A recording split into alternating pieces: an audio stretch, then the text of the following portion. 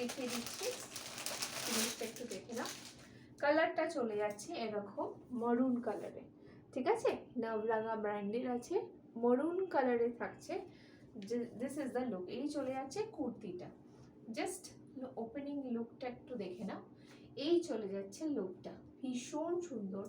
এটার এন্ডে দেখে নাও এরকম প্যাচওয়ার্ক আছে।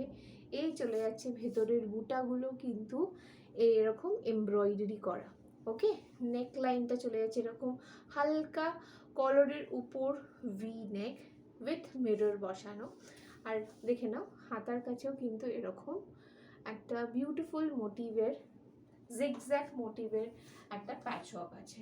মানে এটা যদি তোমরা বিভিন্ন রকমের